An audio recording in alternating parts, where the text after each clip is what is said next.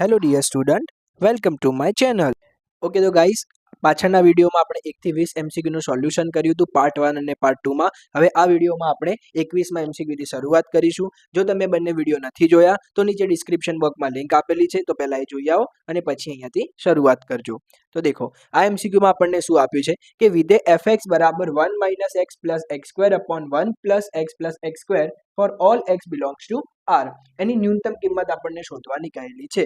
હવે એના માટે આપણે અહીંયા પદ્ધતિ તમને લખીને આપેલી છે કેવી રીતે કામ કરવાનું. તો સૌપ્રથમ સ્ટેપ આપણે લખ્યું છે f' શોધવું, એનો મતલબ કે વિકલન શોધવું. તો ચલો હવે પહેલા આપણે અહીંયા વિકલન શોધીશું. તો અહીંયા કેવું થશે? ચલ ભાગ્યા ચલ, મતલબ ઉપર બી ચલ આવી ગયો, નીચે બી ચલ આવી ગયો, તો શું કામ કરવું પડશે? ભાગાકારનો નિયમ વાપરવો પડશે. એનો નિયમ પણ આપણે અહીંયા લખીને આપેલો છે. ચલો તો આનું વિકલન કરવા માટે શું કામ કરીશું? f' બરાબર છેદ એમના એમ અને જોડે આવશે અંશનું વિકલન. તો અહીંયા 1 નું થઈ જશે 0, x નું થઈ જશે 1, પરંતુ આગળ હતું માઇનસ, તો એને એમને એમ લખીશું. x² નું વિકલન થશે 2x.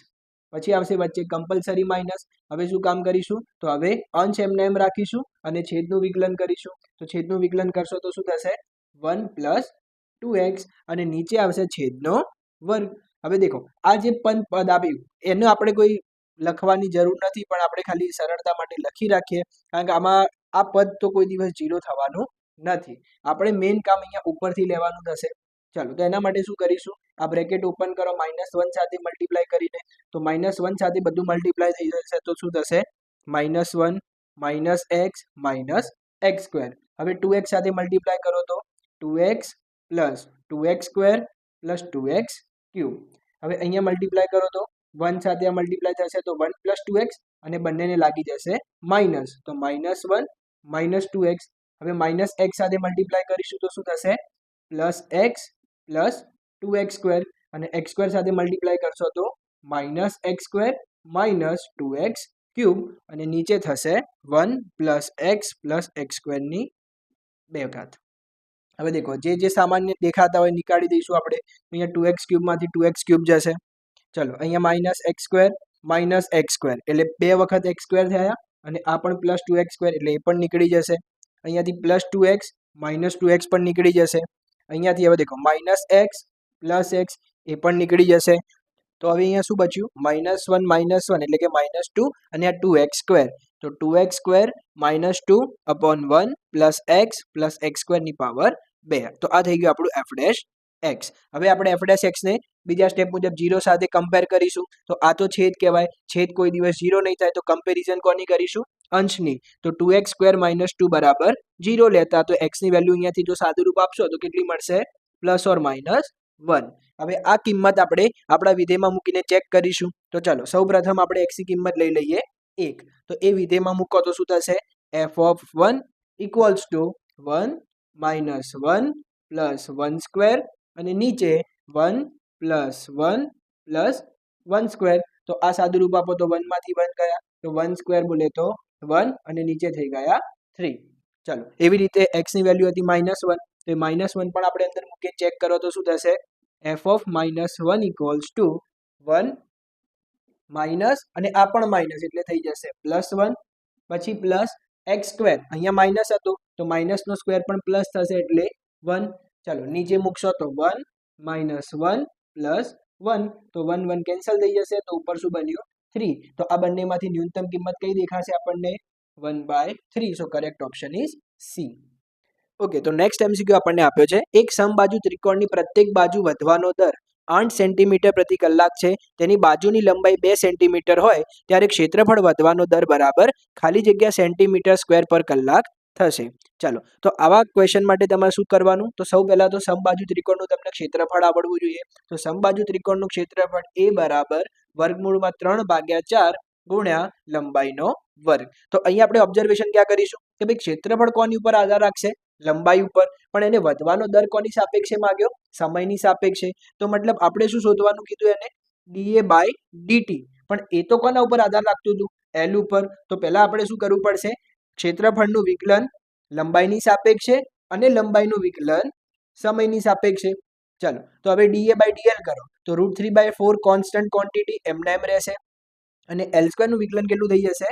2l અને રકમમાં જો થોડું ઓબ્ઝર્વેશન કરો તો dl બાય dt આપણને અહીંયા આપેલું છે કેટલું 8 સેન્ટીમીટર પર અવર તો અહીંયા શું લખી દઈશું આપણે 8 હવે થોડુંક સાદું રૂપ આપી દઈએ તો અહીંયા કેટલા બની જશે 2 બની જશે અને લંબાઈ કેટલી કીધી અને 2 તો મતલબ dA by dt when l is equals to 2 તો અહીંયા 2 મૂકી દો તો 2 અહીંયા 2 2 એટલે 2 ગુણ્યા 2 થઈ જશે 4 4 દુ 8 અને આ હતા વર્ગમૂળમાં 3 એમના એમ તો આન્સર કેટલો થશે 8 વર્ગમૂળમાં 3 so correct option is A okay તો નેક્સ્ટ એમસીક્યુ આપણને આપ્યો છે સંકલનમાં x ની 9 ઘાત ભાગ્યા 4x નો વર્ગ વત્તા 1 અને આખાની 6 ઘાત dx બરાબર ખાલી જગ્યા હવે દેખો આ એક પેટર્ન છે આમાં તમારે હંમેશા શું યાદ રાખવાનું આવું કોઈ પણ જ્યારે પદ દેખાય ત્યારે હંમેશા છેદમાં ઓબ્ઝર્વેશન કરવાનું અને x ની જેટલી ઘાત આપી હોય ને એટલી ઘાતને આપણે બહાર લાવવાનો પ્રયત્ન કરવાનો તો અહીંયાથી શું થશે દેખો x ની 9 ઘાત ઉપર એમના અહીંયા નીચેથી x નો વર્ગ આપણે બહાર લઈ લઈએ તો કેટલી ઘાત લઈને આવશે બહાર એની 6 ઘાત બહાર લઈને આવશે તો અહીંયા બ્રેકેટમાં શું બચ્યું દેખો x² ને તો આપણે કોમન લઈ લીધા એટલે અહીંયા બચ્યું 4 ચલો પછી કરો પ્લસ હવે 1 હવે આની સાથે તો x² હતા નહીં તો અહીંયા શું કરવા પડશે આપણે અહીંયા નીચે ડિવાઈડ કરવા પડશે અને એની કેટલી પાવર હતી 6 પાવર હતી એમના એમ હવે થોડુંક ઓબ્ઝર્વેશન કરો તો આ x ની કેટલી ઘાત થઈ ગઈ 2 ગુણ્યા 6 એટલે 12 અને ઉપર કેટલી હતી 9 તો એ જો કેન્સલ કરી દેવામાં આવે તો અહીંયા કેટલી ઘાત બચશે એની 3 ઘાત બચશે તો આને આપણે થોડુંક સિસ્ટમથી લખીએ તો અહીંયા શું લખાશે 1/x³ અને નીચે શું થઈ ગયું 4 + 1/x² ની પાવર 6 ઇન્ટુ dx હવે આ જે ટર્મ દેખાય આ ટર્મને જો આપણે t માની લઈએ અને શું માની લેવાનું હવે t માની લેવાનું તો જો t આપણો 1/x² હોય તો હવે આનું જો વિકલન કરીએ આપણે તો શું થશે અહીંયા dt અને આનું વિકલન શું થશે -2/x³ અને સાપેક્ષ કોની કરતા હતા આપણે x ની એટલે dx ઓકે તો હવે જો અહીંયા આપણને શું દેખાઈ રહ્યું છે 1/x³ ઇન્ટુ dx એટલે કે 1/x³ ઇન્ટુ dx તો એને શું લખી શકીએ આપણે dt બાય -2 અને અહીંયા શું બચશે 1/x³ ઇન્ટુ dx હવે આ વેલ્યુને આપણે આ એક્સપ્રેશનમાં મૂકી દો તો આપણું ટર્મ કેવું બની ગયું 1/4 + t ની પાવર 6 અને dx ની જગ્યાએ શું આવી જશે -dt/2 મતલબ -1/2 કોન્સ્ટન્ટ હતા એને બહાર લઈ લઈએ અને અહીંયા બચશે t તો હવે આ કેવું ટર્મ દેખાશે 1/4 + t હવે દેખો આ પદ કેવું થઈ ગયું સુરેખ અને જો સુરેખ પદ થઈ જાય તો તમે એનું સીધું સંકલન કરી શકો કેવી રીતે તો આ 6 ઘાતને જો હું ઉપર લઈ જાઉં તો એ કેવી ઘાત થઈ જશે -6 તો અહીંયા તમે સિમ્પલ ઘાતનો નિયમ વાપરી શકો એટલે -6 માં 1 એડ થશે એટલે -5 અને ઘાત જે હતી એ નીચે આવી જશે એમના m અને પ્લસ કોન્સ્ટન્ટ c તો હવે દેખો અહીંયા શું થઈ જશે માઇનસ અહીંયા પ્લસ અને 1/2 × 5 એટલે 1/10 અને અહીંયા શું થઈ જશે 4 + t t નું ઓબ્ઝર્વેશન કરો કે હતું 1/x² તો અહીંયા 1/x² અને એની ઘાત થશે -5 વત્તા કોન્સ્ટન્ટ c તો કરેક્ટ ઓપ્શન કયો દેખાશે આપણને ઓપ્શન ડી ઓકે તો અહીંયા આપણે ઓપ્શન ડી આવશે પણ અહીંયા આપણે ભૂલથી 1 લખાઈ ગયો છે તો એની જગ્યાએ અહીંયા ઓપ્શનમાં હતું 4 ઓકે તો નેક્સ્ટ એમસીક્યુ આપણને આપ્યો છે સંકલનમાં sin ની 24 ઘાત x ભાગ્યા cos ની 26 ઘાત x હવે દેખો આમાં આપણે શું ધ્યાન આપવાનું તો sin ની જેટલી ઘાત આપી હોય એટલી cos ની ઘાત જો આપણે નીચે બનાવી દઈએ તો કેવું દેખાશે એ sin ની 24 ઘાત x ભાગ્યા cos ની 24 ઘાત x હવે અહીંયા કેટલી હતી 26 હતી તો એ જે 2 વધી અને આપણે સાઈડમાં લખી દઈએ તો હવે દેખો sin ભાગ્યા cos એટલે આપણને બધાને ખબર શું થાય 10 અને એની કેટલી પાવર હતી 24 તો એને શું લખી શકીએ આપણે 10⁻24x હવે દેખો આ કેવું બન્યું 1/cos² x અને એને શું લખી શકીએ આપણે sec²x તો હવે જો થોડુંક આપણે ધ્યાન આપીએ તો આ 10x હોય તો આ 10x નું બાજુમાં આપણને શું દેખાશે વિકલન મતલબ આ શું બની ગયું fx અને બાજુમાં શું આવી ગયું એનું વિકલન એટલે કે f'(x) તો એના માટે આપણે એક સૂત્ર લખેલું છે કે જો આવું દેખાઈ જાય તો તમે અહીંયા ઘાતનો નિયમ વાપરી શકો મતલબ fx ની ઘાતમાં એક વધારો થશે અને જે ઘાત હશે એની નીચે આવશે તો દેખો 10 ની કેટલી પાવર હતી અહીંયા 24 તો કેટલી બની જશે 25x/25 plus constant c so correct option is B okay તો હવે અહીંયા બહુ મસ્ત એમસીક્યુ તમને આપેલો છે સંકલનમાં sin x upon 3 + 4 cos² x dx બરાબર ખાલી જગ્યા હવે તમને પહેલા દરેકના મનમાં એક જ પ્રશ્ન આવશે કે ભાઈ અહીંયા cos x ને આપણે જો t માનીને કામ કરીએ તો ઉપર એનું વિકલન આપેલું છે તો આપણો ઓપ્શન સેટ થઈ જશે પરંતુ એ રીતે કરવા જશો તો આનો જવાબ આપશે નહીં તો એના માટે આપણે શું કરીએ અહીંયા અંશ અને છેદ બંનેને આપણે cos² x વડે ભાગી નાખીશું મતલબ sin x upon cos² x નીચે 3/cos² x plus 4 cos² x upon cos² x. આ કરવાથી તમારો જવાબ તમને સીધી રીતે આવતો દેખાશે. ઓકે, ચલો હવે અહીંયા સાઈન ભાગ્યા એક cos ની પાવર આપી દઈએ તો એને શું કહેવાશે? સાઈન અપોન cos એટલે કે tan x, અને જે એક cos બચ્યું એને એની સાથે મલ્ટીપ્લાયમાં લખી દઈએ તો 1/cos x નું બની જશે sec x.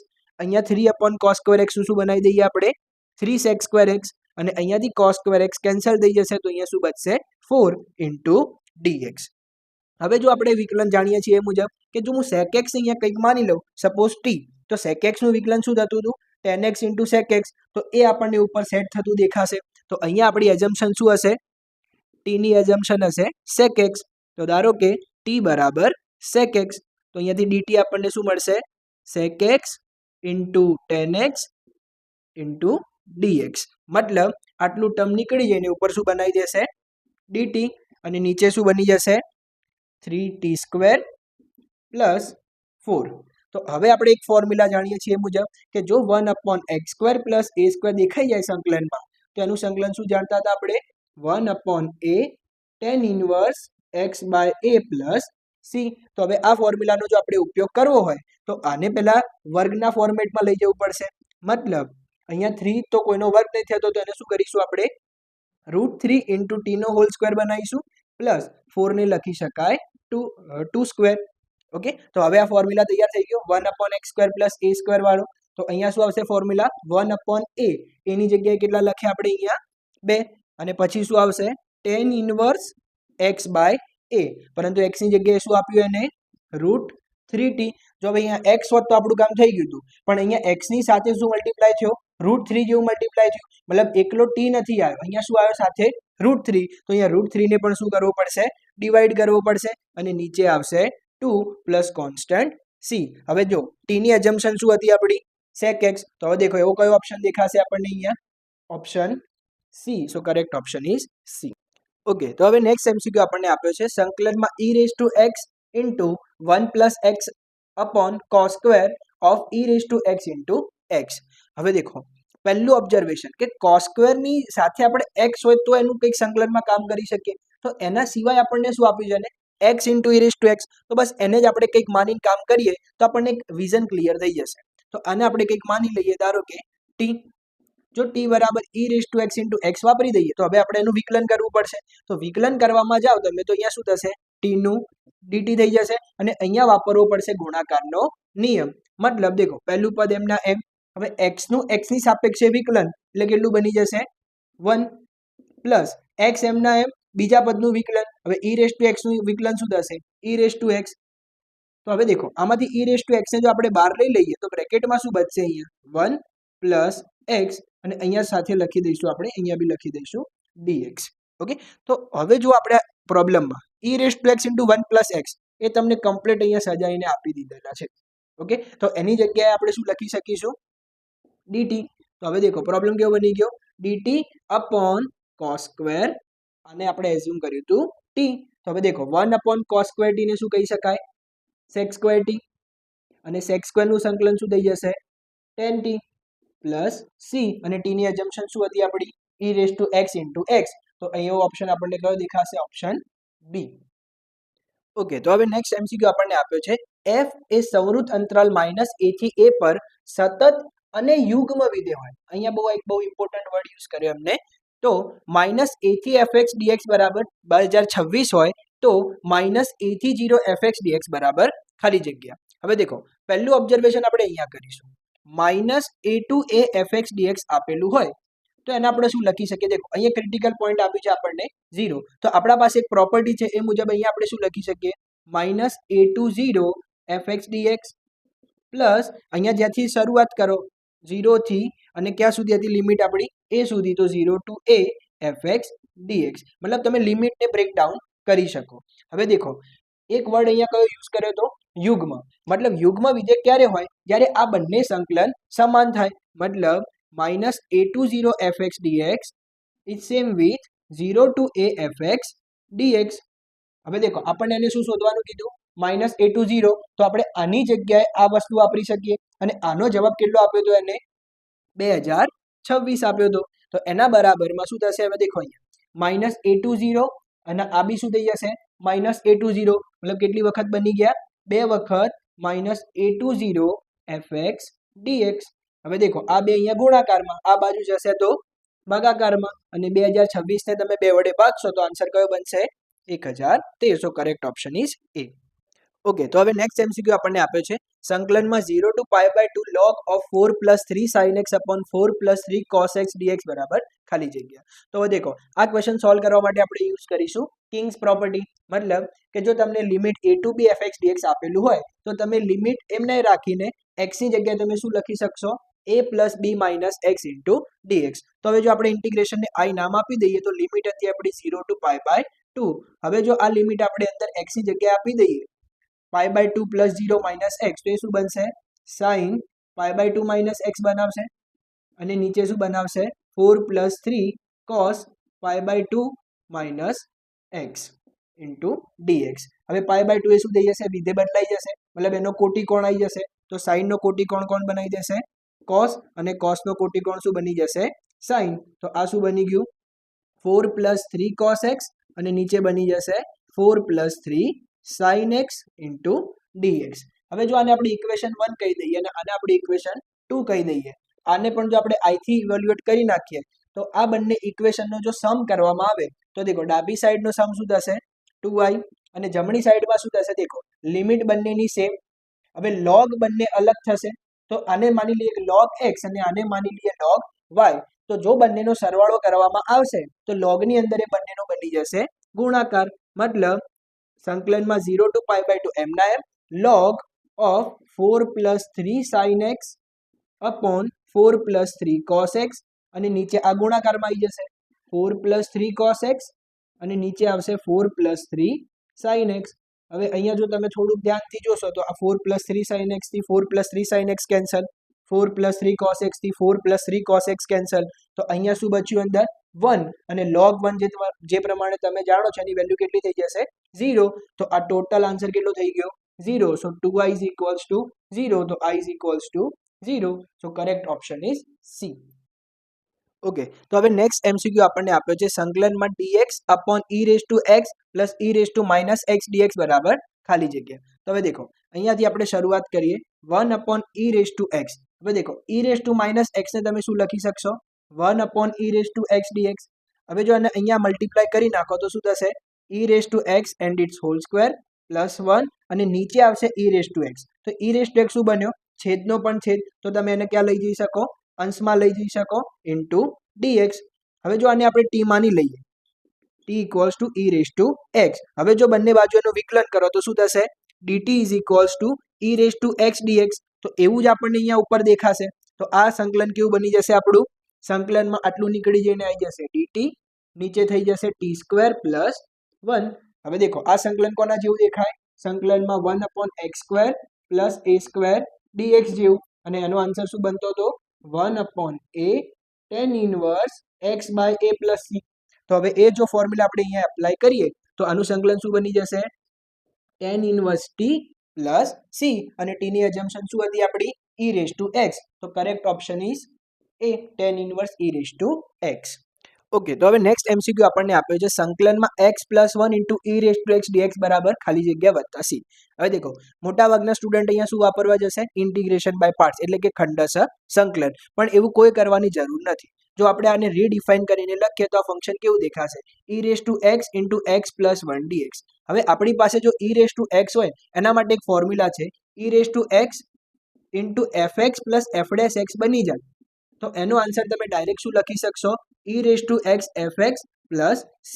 તો હવે દેખો જો આને આપણે fx કહી દઈએ તો x નું વિકલન કેટલું થશે 1 મતલબ અહીંયા બાજુમાં જ શું આવી ગયું એનું વિકલન આવી ગયું. તો હવે જો આપણે ફોર્મ્યુલા અપ્લાય કરીએ તો ફોર્મ્યુલા શું હતી e⁻x * fx. તો fx શું બન્યો આપણો અહીંયા x બની ગયો plus constant c. So correct option is B.